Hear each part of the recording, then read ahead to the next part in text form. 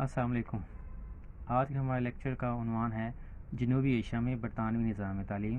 یہ ہم دوسرا باب پڑھ رہے ہیں اپنا سیکنڈ ایئر علم التعلیم کا، جس کا عنوان ہے جنوبی ایشیا میں برطانوی نظام تعلیم۔ تو جنوبی ایشیا ان کے جو سب کانٹیننٹ تھا، بر صغیر تھا، انڈیا، پاکستان، بنگلہ دیش وغیرہ، یہاں نظام تعلیم جو برطانوی حکومت یہاں حکمرانی کی تھی، ان کے دور میں نظام تعلیم کیا تھا، تو اس کے بارے میں آج ہم پڑھیں گے۔ پہلے اس کو تھوڑا سا تعارف دیکھ لیتے ہیں کہ انگریز مورخین کو جو حکومت کے ذمہ دار تھے، جب ان کی رائے دیکھتے ہیں کہ اس دور میں یا ان کے آنے سے پہلے کیا تھا کہ جب مسلمانوں کا دور تھا، برطانوی حکومت کے آنے سے پہلے یا ایسٹ انڈیا کمپنی کے آنے سے پہلے، تو یہ کہتے ہیں کہ مسلمانوں کے دور میں برصغیر میں تعلیم عام اور مفت تھی، معیار تعلیم بلند تھا اور تعلیمی سہولتیں وافر تھی۔ اس کے بعد مختلف جو انگریز مورخین کی رائے ہے، مثلا سر تھامس منرو کیا کہتے ہیں کہ مدراس کے صوبے میں ہر 5 افراد کی آبادی میں ایک سکول موجود تھا اور آبادی کے 1/3 لوگوں کو سکولوں کی سہولت دستیاب تھی۔ اس طرح بمبئی میں تعلیم کے بارے میں آر بی پرولیکر کیا کہتے ہیں کہ ہندوستان میں پڑھے لکھے لوگوں کا تناسب اتنا ہے جتنا کہ یورپی ممالک میں ہیں۔ اس نے صوبہ بنگال اور بہار کی تعلیم کے بارے میں تعلیمی صورتحال کے بارے میں ایک عیسائی مبلغ ہیں ولیم آدم، وہ کیا کہتے ہیں ان کے انگریزی حکومت کے آغاز کے وقت صوبہ بنگال اور بہار میں 5 سے 10 سال کی عمر کے بچوں کے لیے 1 لاکھ سکول موجود تھے، جن میں پڑھنے لکھنے اور حساب کتاب کی تعلیم دی جاتی تھی، تعلیم دی جاتی تھی۔ اور اس طرح پنجاب کے بارے میں مسٹر آرنلڈ کیا لکھتے ہیں کہ تعلیم یہاں عام ہے، مسلمان، ہندو اور سکھ سبھی تعلیم حاصل کر رہے ہیں، البتہ اساتذہ سب مسلمان ہیں، بیشتر اساتذہ بغیر کسی معاوضے کے تعلیم دے رہے ہیں، یہ مدارس اوقاف کی آمدنی سے چل رہے ہیں اور لڑکیوں کے لیے جداگانہ سکول موجود ہیں۔ اس طرح سر ولیم ہنٹر بھی ہندوستانی تعلیم مسلمانوں کے متعلق کیا لکھتے ہیں کہ ملک میں ہمارے قبضے سے پہلے مسلمان نہ صرف سیاسی اعتبار سے بلکہ علمی اعتبار سے ہندوستان بڑی قوت رکھتے تھے، ان کا نظام تعلیم اعلیٰ درجے کی ذہنی تربیت دیتا تھا اور یہ ہندوستان کے دیگر تمام تعلیمی نظاموں سے بدرجہ بہتر تھا۔ ان مختلف رپورٹوں کی صورت میں جب دیکھتے ہیں تو اس سے اندازہ ہوتا ہے کہ برصغیر پاک و ہند میں انگریزوں کے قبضے سے پہلے مسلمانوں کا نظام تعلیم انتہائی اعلیٰ قسم کا تھا اور اپنے عروج پر تھا۔ کوئی علاقہ، کوئی قصبہ، کوئی گاؤں ایسا نہیں تھا جہاں مدرسہ نہ موجود ہو۔ اور انگریز جو ہندوستان میں تجارت کی غرض سے آئے تھے اور پھر اس ملک پر قبضہ کر لیا، تو ان کی جو ایسٹ انڈیا کمپنی تھی وہ ایک نمایاں حیثیت رکھتی ہے کہ 1757 میں جب جنگ پلاسی کے بعد ان کی حکومت سامنے آئی تو 1765 میں مغل حکمران جو شاہ عالم تھے، اس نے بنگال اور اڑیسہ کو بہار اور اڑیسہ کا نظام انگریزوں کے حوالے کر دیا، اور یہاں سے پھر انگریزوں نے اپنے ملک کی سیاسی عمل میں مداخلت شروع کر دی اور اپنی تعلیمی حکمت عملی کا آغاز کر دیا۔ کمپنی کی حکومت جو ہم دیکھتے ہیں کہ 1857 کی جنگی زندگی تک قائم رہی، اور بعد ازاں جو کہ 1858 میں حکومت برطانیہ نے برصغیر میں تمام سیاسی معاملات، تمام اختیارات اپنے ہاتھ میں لے لیے اور برصغیر پاک و ہند میں جو ان کا راج رہا تھا 1947 تک قائم رہا۔ اس میں بہت سی تعلیمی پالیسیاں وضع کی گئیں، ان کے بارے ہم دیکھ لیتے ہیں کہ سب سے پہلے جو ہم دیکھتے ہیں کہ ایسٹ انڈیا کمپنی کا آغاز کیسے ہوا تھا۔ سیاسی لحاظ سے دیکھا جائے دور انتہائی کشمکش، تصادم اور کمپنی کے غلبے کا دور تھا کہ جنگ پلاسی کے بعد جب بنگال، اڑیسہ اور بہار کے ایسٹ انڈیا کمپنی کی راج میں آ گیا تھا اور کمپنی پھر پورے ملک میں قابض ہونے کے لیے اپنے آپ کوشش کرنے لگی۔ انہوں نے ہندوستان کے لوگوں کی ذہنی تبدیلی کے لیے خصوصی طور پر تعلیم کے بارے میں حکمت عملی تیار کرنے کو اولویت دی۔ تو ان کا خیال تھا کہ فوجی غلبہ تو ایک دن ختم ہو جائے گا، لیکن جو ذہنی غلبہ ہے وہ کبھی ختم نہیں ہوگا، اس لیے انہیں ذہنی پر قابو پانے کے لیے انہوں نے کوششیں شروع کر دی۔ تو اس سلسلے میں انہوں نے مختلف کوششیں کی، جن میں 1765 سے، کیونکہ قبل وہ تجارت پہ زیادہ تھا لیکن بعد میں انہیں عیسائیت کی تبلیغ کے لیے کوشش شروع دی۔ اس مقصد نے کیا کیا کہ اپنی کمپنی میں مختلف لوگوں کو بھرتی کرنا شروع کر دیا، لیکن ان کے لیے یہ لازمی تھا کہ وہاں عیسائیت کی تعلیم حاصل کریں گے۔ پھر 1698 کمپنی کے چارٹر میں برطانوی حکومت نے باقاعدہ ایک شک شامل کر دی کہ جو بھی کمپنی کا ملازم ہوگا وہ اس کے لازم ہوگا ہندوستان اپنی تمام فیکٹریوں اور تجارتی جہازوں پر عیسائی مبلغین مقرر کرے گا اور حسب ضرورت عیسائیت کی تبلیغ دے گا۔ برصغیر کمپنی کے اقدار میں عیسائی مشنری تعلیم سرگرمیوں سے مقامی لوگوں میں تشویش کی لہر دوڑ گئی۔ جب وہ عیسائی مبلغ قائم ہونے لگے اور عیسائیت کی تعلیم لے لگے تو جو مقامی لوگ تھے ان میں کافی غم و غصہ تھا، خاص طور مسلمان پوری قوت کے ساتھ مشنری اداروں کی سرگرمیوں کے خلاف آواز اٹھانے لگے، لیکن ہندو جو کہ بالعموم عیسائی مشرقی تعلیم کا ساتھ دیا اور مسلمانوں کے احتجاج کا یہ اثر اور کمپنی کو اپنی تعلیمی پالیسی میں کچھ تبدیلیاں کرنی پڑی۔ چارلس گرانٹ جو اس وقت کمپنی کی ہندوستان میں کمپنی کی تعلیمی پالیسی کا بانی تھا، وہ بھی ایسٹ انڈیا کمپنی کا ملازم تھا۔ اس نے بھی عیسائی مشنری کے طور پر اس نے پورے ہندوستان کو عیسائی بنانے کے مہم کا آغاز کیا۔ اس کا خیال تھا کہ ہندوستان کی جو تعلیمی و اخلاقی حالت کو انتہائی پستہ ہے، اس نے لوگوں کو جہالت کا مرقع قرار دیا اور برطانوی حکومت کو ہندوستان کی تعلیم کی ذمہ داری قبول کرنے کا مشورہ دیا تاکہ انہیں مغربی علوم کے ساتھ عیسائیت کی تعلیم دی جا سکے۔ اس کے لیے اس نے انگریزی تعلیم کو ذریعہ تعلیم بنانے کے لیے انگریزی ادب کو زبان و ادب کو نصاب کا حصہ بنا دیا گیا۔ اس طرح 1813 سے 1947 تک برطانوی تعلیمی پالیسی میں چارلس گرانٹ کے تصورات نمایاں حیثیت رکھتے ہیں، اس لیے ان کو برصغیر کے موجودہ نظام تعلیم کا بانی بھی کہا جاتا ہے۔ اس وقت ایسٹ انڈیا کمپنی کی جو تعلیمی پالیسی اس کے نمایاں خد و خال کون کون سے تھے؟ نمبر 1 یہ تھا کہ مغربی علوم اور عیسائیت کے فروغ کے لیے مشنری اداروں کی بلا واسطہ مدد اور سرپرستی کی جائے۔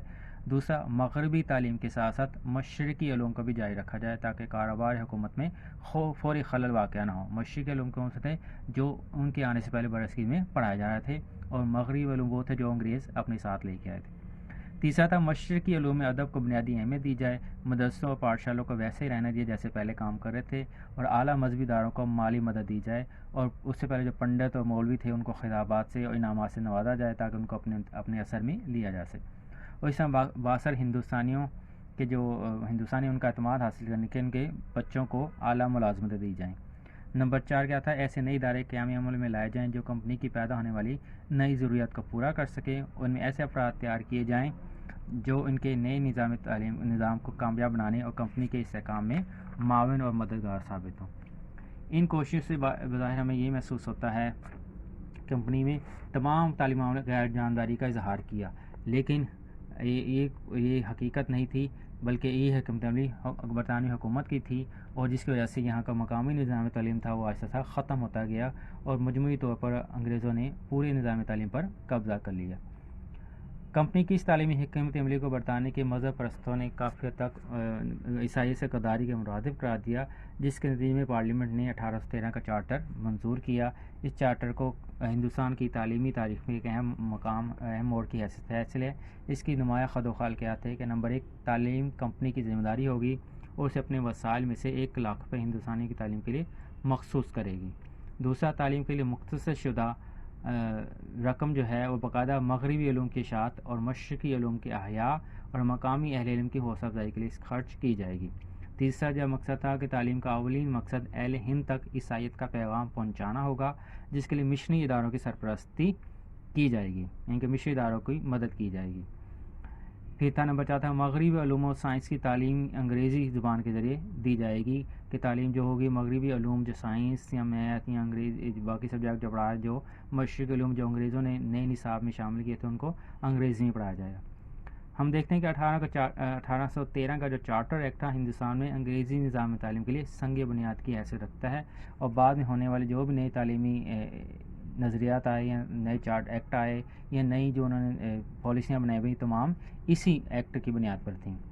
اس ایکٹ کی روح سے مشنری تعلیم کو قانونی تحفظ فراہم کر دیا گیا، اور یہ بات ہمیشہ کے لیے طے پا گئی کہ ہندوستان میں تعلیم کا مقصد مغربی علوم اور انگریزی زبان کے ذریعے اہل ہند کو عیسائیت کی طرف لے جانا ہے۔ اس مقصد کو آہستہ آہستہ خاموشی کے ساتھ مقامی نظام تعلیم کو ختم کرنے کے لیے حاصل کیا جائے گا۔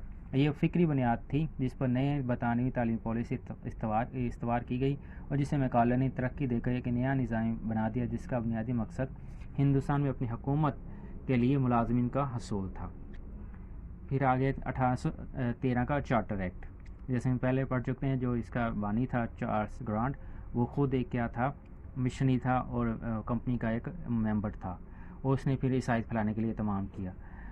1813 کے ایکٹ کے مطابق مشنری تعلیم اداروں کو غیر معمولی فروغ حاصل ہوا، اور اس بات کا اندازہ ہم اس سے لگا سکتے ہیں کہ اس سے پہلے جو تھے تقریباً 30,000 طلباء زیر تعلیم تھے، لیکن نئے مشنری ادارے قائم ہونے کے بعد 3 لاکھ طالب علم تعلیم حاصل کرنے لگے، اور عیسائیت کو پوری نظام تعلیم میں سمو دیا گیا۔ اس کے ذریعے ان میں زیر تعلیم بھی انگریزی تھا، جس کے نتیجے کے طور پر مقامی لوگوں کی بہت ساری تعداد نے عیسائیت قبول کرنا شروع کر دی۔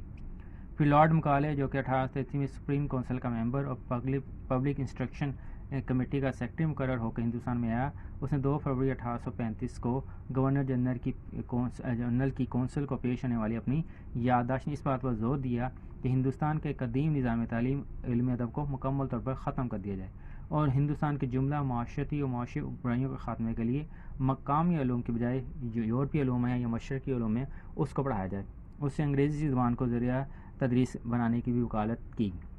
مکالے نے 1813 کے ایکٹ کی روح سے مشرقی علوم کی ترقی کے لیے دی جانے والی مالی امداد بند کرنے کی سفارش کی گئی اور یہ واضح کیا گیا کہ تعلیم کا مقصد ایسی نسل تیار کرنا ہے جو مغربی افکار و نظریات کے ترجمان ہو, جو رنگ نسل اور خون سے تو مشرقی ہو, ہندی ہو, لیکن نظریات اور کردار و اخلاق کے لحاظ سے وہ انگریزی ہو. مکالے کی ان سفارشات کی روشنی میں تیار ہونے والی تعلیمی پالیسی کو بینٹنگ ریزولوشن کہتے ہیں, جسے 7 مارچ 1835 میں منظور کیا گیا. اس بینٹنگ ریزولوشن کے جو نمایاں خط و خال تھے وہ کیا تھے؟ نمبر 1, سرکاری تعلیم کا مقصد ہندوستان میں مغربی علوم و سائنس کا فروغ ہوگا. دوسرا, آئندہ سے ملک کی سرکاری زبان فارسی کے بجائے انگریزی ہوگی. تیسرا, ذریعہ تعلیم انگریزی ہوگا, یعنی انگریزی کو استعمال کیا جائے گا بطور تعلیم دینے کے لیے. نمبر 4, مشرقی علوم کی اشاعت پر آئندہ سے کوئی رقم خرچ نہیں کی جائے گی, یعنی کہ جو یہاں کا مقامی نصاب تھا, جو مقامی تعلیم پہلے ان کے آنے سے پہلے دی جا رہی تھی, جو نصاب میں کتابیں پڑھائی جا رہی تھی, ان پہ کوئی رقم خرچ نہیں کی جائے گی. تعلیم کا مقصد لوگوں کو سرکاری ملازمت کے لیے تیار کرنا ہو گیا, خاص پر نچلی سطح کے انتظامی عملے کی فراہمی قرار پایا. مکالے کی یادداشت آئندہ برطانوی تعلیم پالیسی کا رہنما اصول بن گئی, جس کے نتیجے میں ہندوستان میں تعلیم کا نظام اپنی قومی احساس سے ہمیشہ کے لیے محروم ہو گیا, کہ جہاں کے جو پہلے نظام تعلیم تھا وہ بالکل ختم ہو گیا, جس میں ابھی کچھ سانس باقی تھے, لیکن وہ بالکل اس پالیسی کے بعد یا اس بینٹنگ ریزولوشن کے بعد بالکل وہ دم توڑ گیا. اس دور میں ہم دیکھیں انگریز کی تعلیمی حکمت کا ایک پہلو ہندو اور مسلمانوں کے درمیان امتیاز قائم کرنا تھا, اور ہر ممکن کوشش تھی کہ مسلمانوں کے مقابلے میں ہندوؤں کو آگے لایا جائے, ہر میدان میں آگے لائے. اس لیے جو اخبارات میں اشتہارات وغیرہ بھی دیے جاتے ملازموں کے لیے, نوکریوں کے لیے, ان میں باقاعدہ طور پر لکھ دیا جاتا کہ یہ صرف ہندوؤں کو ملازم رکھا جائے گا. تعلیمی نقطہ نظر سے دوست سر چارلز ووڈ کے 1854 کے ڈسپیچ پر اپنے اختتام پہنچتا ہے. اس ڈسپیچ نے جدید تعلیم کے مقاصد کو قانونی شکل دی گئی, اسے منظم کرنے کا طریقہ واضح کیا, انگریزی کو مستقل ذریعہ تعلیم کی حیثیت دے دی گئی اور ہندوستان میں یونیورسٹیوں کے قیام کی منظوری بھی دی گئی. مسلمان اس لحاظ سے اپنی سیاسی اعتبار سے اپنی بقا کی جنگ لڑتے رہے, اور تعلیمی یہ میدان زمانہ مسلمانوں کے لیے انتہائی مایوس کن تھا.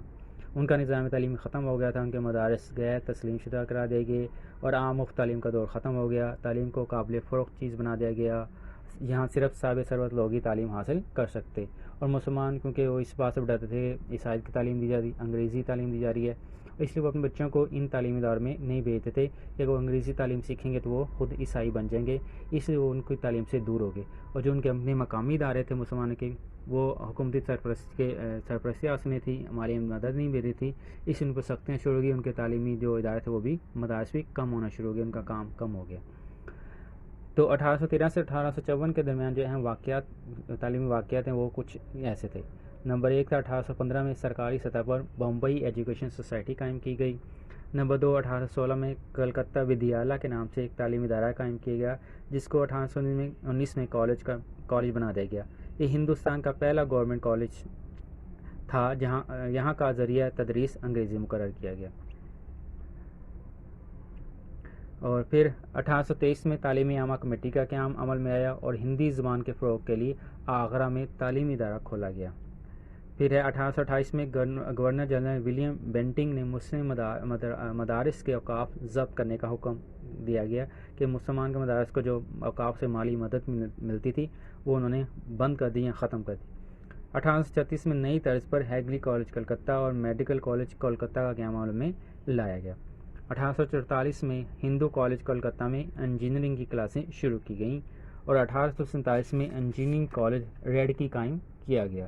تو یہ کچھ 1813 سے 1854 کے درمیان ہونے والے کچھ اہم تعلیمی واقعات تھے. آج ہم نے جنوبی ایشیا میں برطانوی نظام تعلیم کا تعارف, ایسٹ انڈیا کمپنی کا آغاز اور چارٹر ایکٹ ہم نے پڑھا. اس کے بعد باقی جو اس کے آگے وہ ہم کل پڑھیں گے. امید ہے آپ لوگوں کو سمجھ آیا ہوگا. السلام علیکم.